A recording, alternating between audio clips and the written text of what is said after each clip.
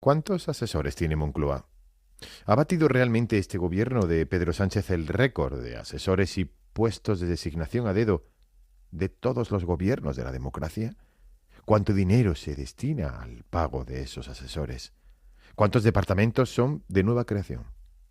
Te cuento en los próximos minutos los datos y la intrahistoria de este asunto trascendente.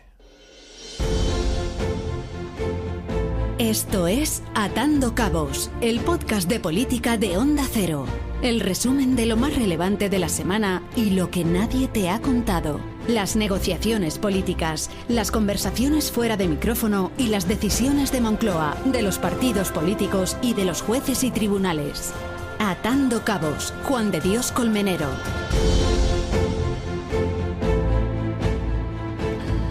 El gobierno dispara su cifra de asesores solo en el Palacio de la Moncloa hasta los 471 efectivos. Este era el titular hace pocas semanas del diario El Confidencial, que recogía cifras oficiales, cifras del Ministerio de la Función Pública, incluyendo los departamentos de Presidencia del Gobierno y del Ministerio de la Presidencia. Pero se trata de la mayor cifra de asesores acumulada por un gobierno democrático en España. De acuerdo con esos datos, con los registros de personal de la Secretaría de Estado de la Función Pública, nunca antes un presidente del gobierno había tenido a su disposición a tantos asesores. La cifra global, la cifra total de todo el gobierno, de todos los ministerios, asciende a 924 actualmente, más que cualquier otro ejecutivo en la historia. 320 más que cuando Mariano Rajoy dejó la presidencia del gobierno. Desde 1990 hasta el año pasado, el número de personal de confianza de los ministerios había aumentado en un 187%, pasando de los 302 asesores que había durante los gobiernos de Felipe González a los 869 en el año 2023, durante el gobierno de Pedro Sánchez. Esta información, estos datos, se desprenden de los boletines estadísticos del personal al servicio de las administraciones públicas, unos datos que se publican semestralmente. En estos informes, los asesores que entran dentro de la categoría personal eventual, según define el gobierno en estos documentos, el nombramiento de estos profesionales no tiene carácter permanente y solo realizan funciones expresamente calificadas como de confianza o de asesoramiento especial. Y en global, por presidentes, estas son las cifras más altas de asesores que han tenido durante sus respectivos gobiernos, en el momento de mayor número de asesores. Pedro Sánchez, 869 en el año 2023. Mariano Rajoy, 595, año 2017. José Luis Rodríguez Zapatero, 663 en el año 2010. José María Aznar, 460 en el año 2002. Y Felipe González, 445 asesores en el año 1995. Es decir, Pedro Sánchez con 869, el mayor número de asesores, año 2023. Después, Rodríguez Zapatero, con 663.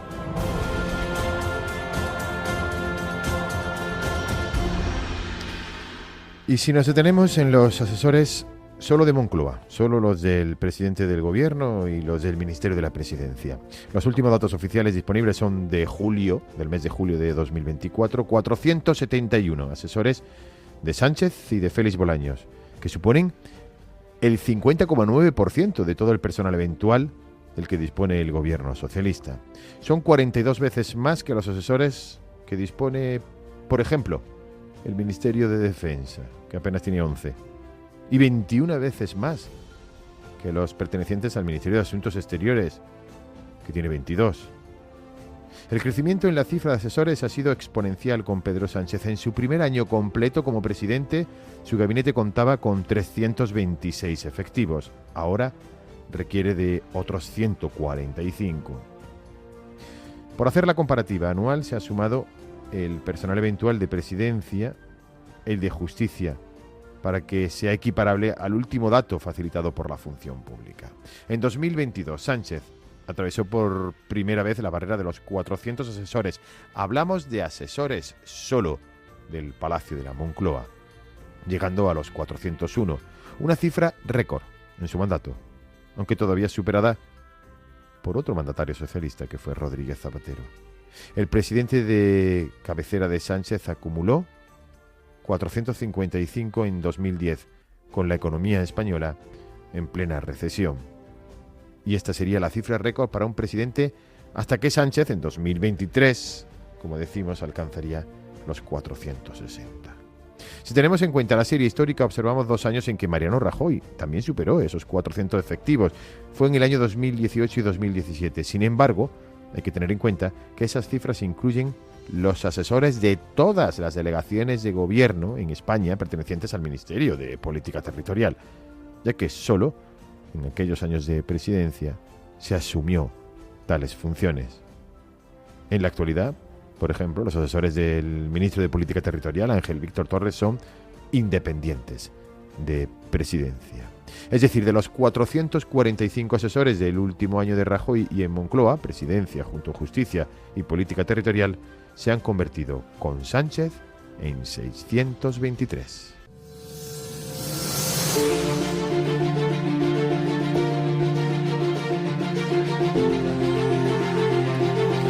Y la novedad de Pedro Sánchez a la hora de concebir la estructura de su gobierno. El presidente socialista ha conformado una suerte de gobierno paralelo al Consejo de Ministros en su propio gabinete, con departamentos de economía, de asuntos exteriores, hasta de cultura. 28 departamentos adscritos a la presidencia del gobierno, todos ellos con personas al frente con categoría de alto cargo y sus correspondientes asesores.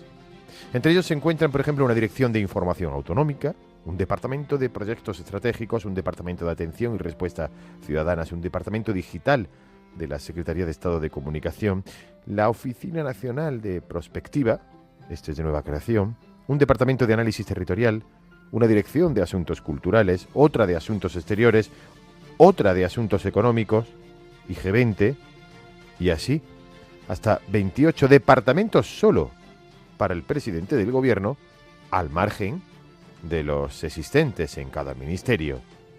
Solo en asesores, el gobierno gastó hasta noviembre del año pasado 75,5 millones de euros. Último dato disponible, este de la Intervención General de la Administración del Estado. En altos cargos, cuyo recuento en diciembre de 2024 alcanzó los 799, la cifra asciende ahora a 85,5 millones de euros.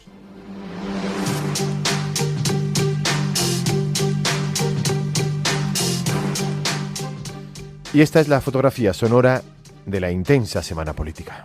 Les anuncio que con el plan que hoy presentamos, España cumplirá este año 2025 con el 2% del Producto Interior Bruto de su presupuesto en seguridad y en defensa. Repito, España alcanzará el 2% del Producto Interior Bruto en seguridad y en defensa este año, en el año 2025. Que toda esa gente que ve cómo se están gastando su dinero, porque es su dinero, de sus impuestos, en políticas públicas de rearme y de defensa, que salga a la calle, que se movilice para dar una respuesta a este gobierno, que es un gobierno de guerra y que está llevando a nuestro país a un rumbo completamente contrario a lo que la gente votó el 23 de julio del 2023. Sobre sumar, yo diría que evidentemente el socio de la coalición de gobierno ha planteado observaciones en relación al plan destinado a la fabricación y a la adquisición de instrumentos de defensa y de disuasión. Tenemos una discrepancia en este punto, pero hemos gestionado esa discrepancia, yo creo que desde el respeto y desde el diálogo. Que vaya al Congreso de inmediato, pero no a comparecer, sino a someter a votación todas y cada una de estas medidas. Y todo ello acompañado de unos presupuestos generales del Estado, como le mandata la propia Constitución.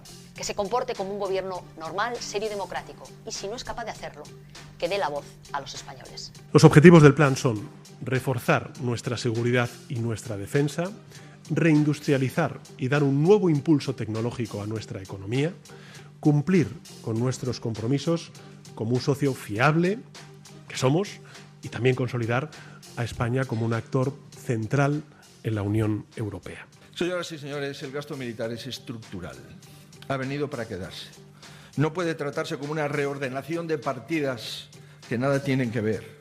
Mover miles de millones de euros sin autorización del Congreso es una cacicada antidemocrática impropia de un país europeo. Nosotros en este momento barajamos todos los escenarios porque además opinamos que esto no es un problema de que Sumar o Izquierda Unida tomen una decisión. Las decisiones unilaterales tomadas por otros son las que provocan determinadas consecuencias graves. Entonces, en todo caso, la responsabilidad, decidamos lo que decidamos, desgraciadamente no va a ser nuestra.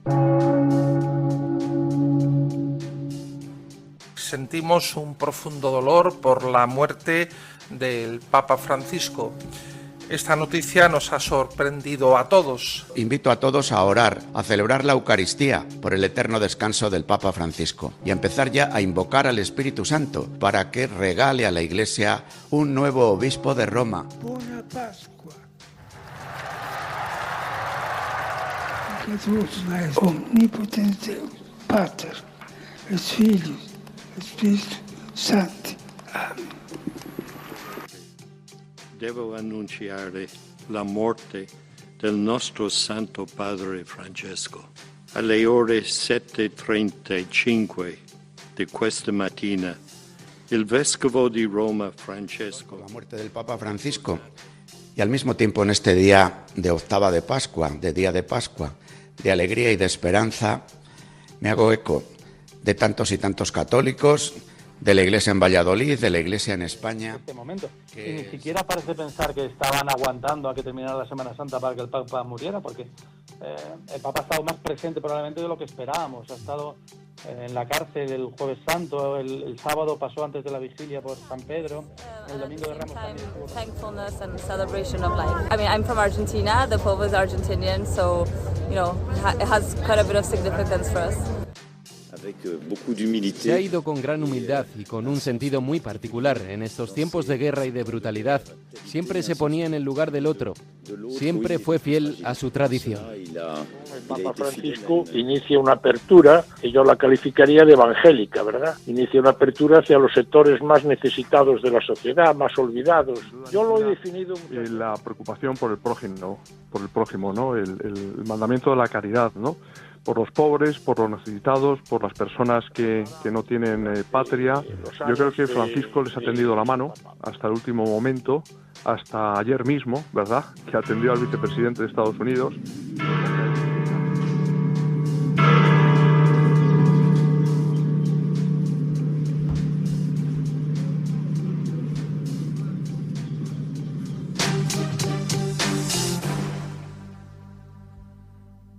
La muerte del Papa Francisco, una de las noticias del año, se producía esta semana. Luego el plan de rearme de Sánchez, que aumenta las grietas en su gobierno de coalición y entre sus socios de investidura, además de todas las novedades que sigue arrojando el caso Begoña, el caso Fiscal General del Estado, el caso Ábalos, Koldo o Aldama. De todo ello seguiremos hablando en el próximo capítulo de Atando Cabos. Esto es Atando Cabos, el podcast de información y análisis político que te resume y te cuenta lo que hay detrás de las decisiones más importantes, con Juan de Colmenero.